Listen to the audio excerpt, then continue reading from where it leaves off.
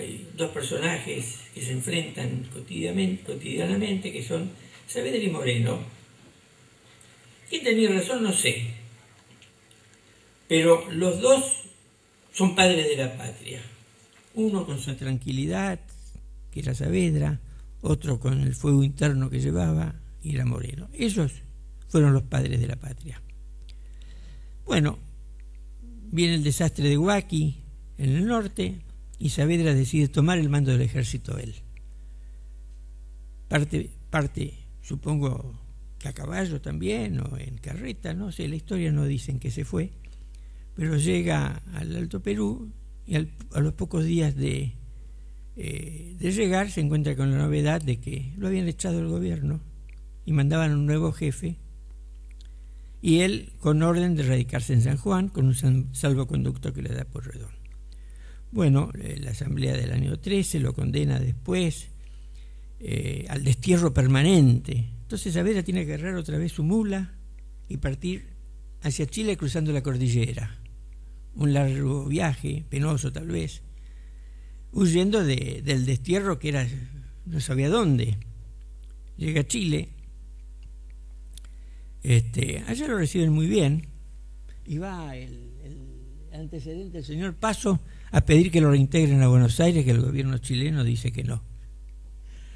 Entonces se radica en Coquimbo, y al poco tiempo los españoles vencen en Rancagua y ordenan la captura para fusilarlo a Saavedra. Saavedra, lógicamente, toma su caballito otra vez y parte hacia la cordillera de los Andes y vuelve a San Juan, donde consigue después una serie de perdones y de salvoconductos para radicarse allá. Bueno, pasa el tiempo, todas las acusaciones que le hicieron quedan en la nada, por orden de emanada de la asamblea del año 16, Pueyrredón y Alvear y los demás le perdonan, dice que no tiene nada que ver con todos los hechos que lo acusan, y deciden pagarle todos sus sueldos atrasados. Pero lógicamente le pagan, ¿saben con qué? Con bonos. ¿Ustedes conocen la palabra bonos? Tenemos una triste historia en el país. A mí me pagaron con bonos también totalmente degravados.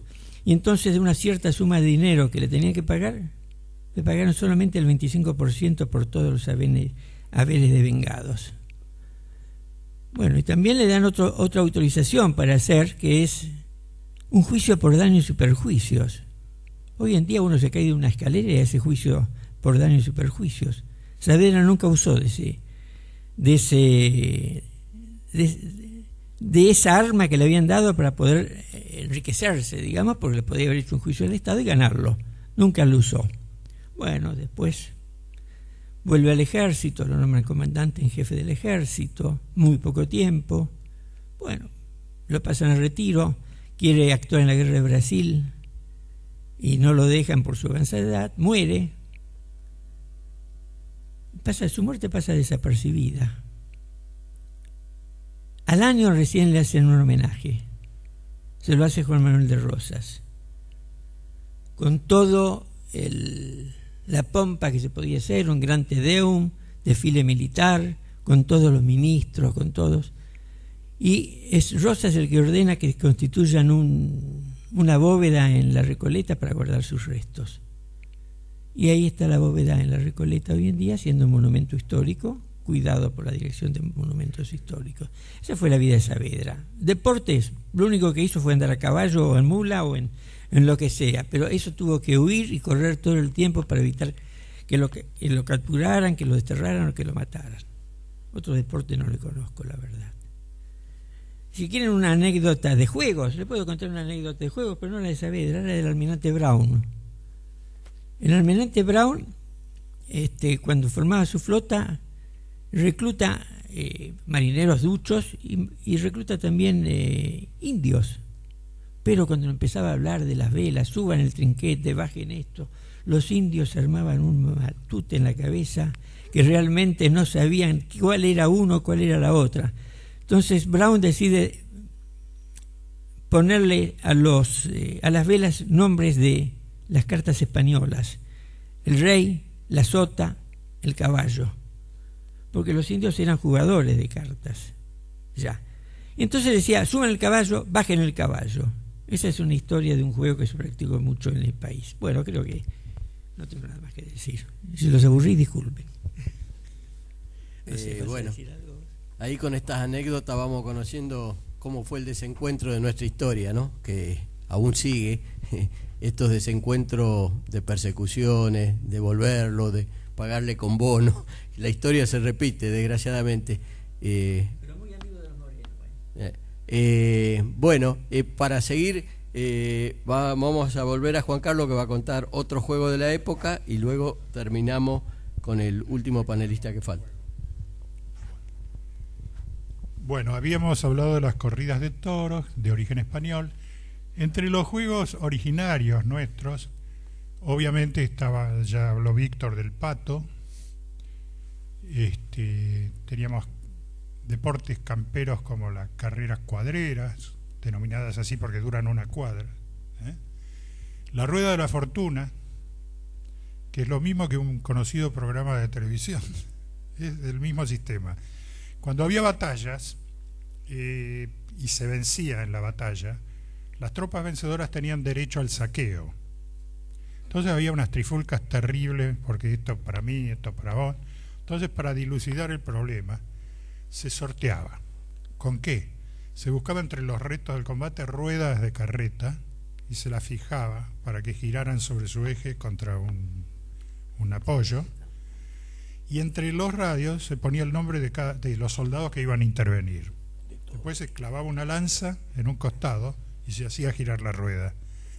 Donde paraba la rueda y indicaba un nombre, ese ganaba el lote que estaba en disputa. La misma versión inclinada y acostada fue el predecesor de la ruleta. Eso era la rueda de la fortuna. Después tenemos la maroma, un deporte muy criollazo, que lo podían ejercitar los gauchos solamente por las características.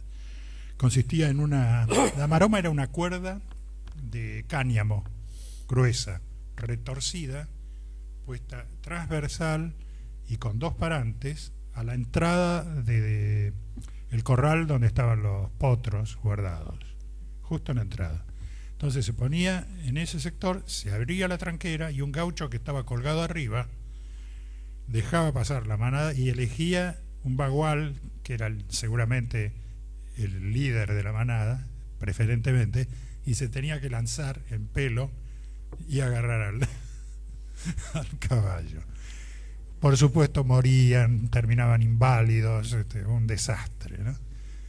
Igual que, bueno, eran deportes muy recios. En el pato, una anécdota del pato es que terminaban las cuchilladas muchas veces, porque eran 200 tipos que corrían atrás de una pelota de cuero que se hacía con una vejiga de cuero y se metía el pato adentro vivo. Los indios, cuando ganaban, le llevaban a la China el pato muerto ya porque estaba despedazado como premio. Y los demás a veces disputaban porque era un tironeo permanente y se mataban a cuchilladas al final. Entonces era sangriento, por eso lo prohibieron al mismo tiempo que prohibieron las corridas de toros. En el mismo año prohibieron las dos cosas, pero se siguió jugando igual. Después, y con respecto al pato hay una nueva versión, esto es un chimento, que está paradójicamente, porque acá decayó lamentablemente el pato.